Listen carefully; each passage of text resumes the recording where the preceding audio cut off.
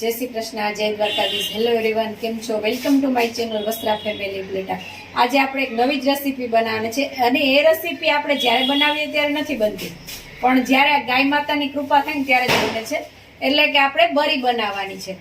એમાં શું હોય છે કે ગાય માતા જ્યારે બચ્ચાને જન્મ આપે છે ને ત્યારે જે પેલું દૂધ હોય ને એને આપણે ખીરું કહીએ છીએ અને એ ખીરામાંથી જ બરી બને છે, બાકી દૂધમાંથી બરી બનતી નથી. એટલે જ્યારે ગાય માતા આપણે જો આજે વ્યાઈ ગઈ છે, આપણે સરસ્વતી છે ને બચ્ચાને જન્મ આપ્યો છે, તો આપણે આ ખીરું જો તમે જોઈ શકતા હશો કે આ પીળું પીળું છે, સરસ આ ખીરું છે. આપણે આમાં સાકર ઓગળવા માટે મૂકી દીધી છે, કારણ કે આપણે સાકર ઓગળતા વાર લાગે છે.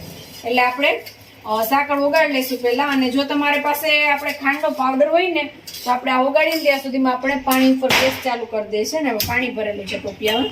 તમે ઢોકરિયામાં પણ કરી શકો છો અને તમારે જેવી રીતના અનુકૂળ આવે રીતના તમે કરી શકો છો. આપણે આ રીતના પાણી ગરમ મૂકીને એની પર ડીશ રાખી દઈશું, એટલે એમાં પછી દૂધને નાખવાનું છે. પેલા આપણે ચલાવી લઈશું, એકદમ સાકર ઓગળી જાય. સાકરનું પ્રમાણ આપણે જેટલું જે રીતે ખાતા હોય એ રીતના આપણે રાખવાનું છે. અને આમાં થોડીક વધારે જરૂર પડે છે, કારણ કે થોડુંક વધારે મોરું લાગે છે આ દૂધ, એટલે એમાં આપણે સાકર વધારે નાખવી પડે છે થોડી. આવી રીતના ચલાવવાનું છે. જો તમારી પાસે સાકરનો પાવડર હોય તો તમે ડાયરેક્ટ થાળીમાં નાખી અને સેજ ચલાવશો ને એટલે તરત ઓગળી જશે.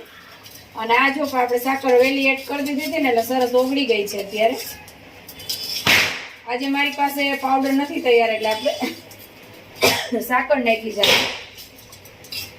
હવે આને આ રીતના આપણે જે પાણી ગરમ થઈ ગયું છે આપણું અંદર, હવે આ રીતના આપણે એડ કરવાનું છે દૂધને ઉપરથી.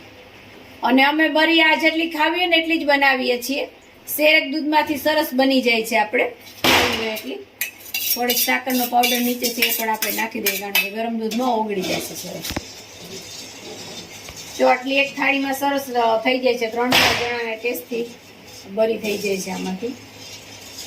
અને આ પહેલા જ દૂધમાંથી બને છે, પછી આવી સરસ બરી બનતી નથી. અને આ ખૂબ જ હેલ્ધી હોય છે દૂધ. આપણે જો કોઈને ભાવતું હોય તો એમને પણ પી શકે છે. જાજુ નહીં, થોડુંક જ પીવાનું છે. પરી એક જેટલું તમે પીઓ ને તો હેલ્થ માટે ખૂબ જ સારું. એમ ન ભાવે તો આ રીતના આપણે બરી કરીને પણ રાખી શકીએ. હવે આને આપણે ઉપર ઢાંકી દઈશું. આ રીતના આપણે વરાળથી બરીને કરવાની છે, એટલે જ્યાં સુધી થાય ત્યાં સુધી આપણે રાહ જોશું. અને આ બરી ખાવામાં આપણે કાજુ કતરીની કેવી ચોસલા હોય છે એ રીતના આપણે પાડવાના છે, એટલે દેખાવ એવો જ આવે છે.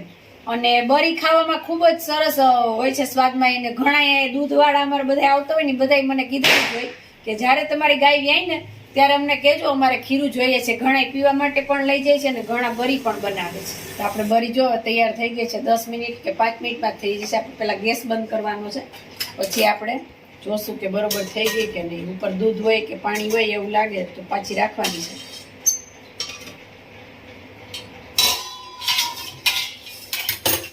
આ રીતના ચાકુ તમે આમ કરશો ને એટલે તમને ખ્યાલ આવી જશે. જો અંદર સરસ થઈ ગઈ છે, બરબારી થઈ જ જાય છે 5-10 મિનિટમાં. પછી આપણે નીચે ઉતારીએ નાના ચેક્સ પાડી દઈશું. આપણે કાજુ કતરીના કેવા પીસ લઈએ.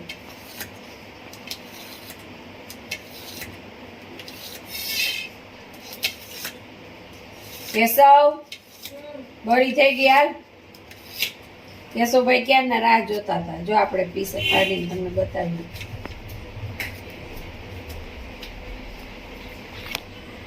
ગરમ છે, ગરમ. કેશવ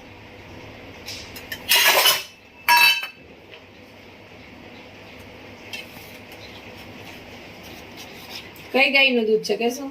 સરસ્વતી. બસ ને અત્યારે હાન થઈ ગઈ છે એટલે અત્યારે બહુ ખાવાની નહીં. સવારે ઉઠીને પાછો ખાજે ધગે છે ઉપર. તો બરીની રેસીપી તમે પણ જો આ દૂધ ક્યાંયથી તમને મળે તો જરૂર ટ્રાય કરજો, કારણ કે એકદમ હેલ્ધી રેસીપી છે. આ બાને આપણે આ દૂધ આપણા હેલ્થ માટે ખૂબ જ સારું છે. તો અમારા વિડીયોને લાઇક કરજો, શેર કરજો, કમેન્ટ કરજો. અને અમારી ચેનલ પર જો તમે નવા હોય તો અમારી ચેનલને સબસ્ક્રાઈબ કરજો. જય શ્રી કૃષ્ણ.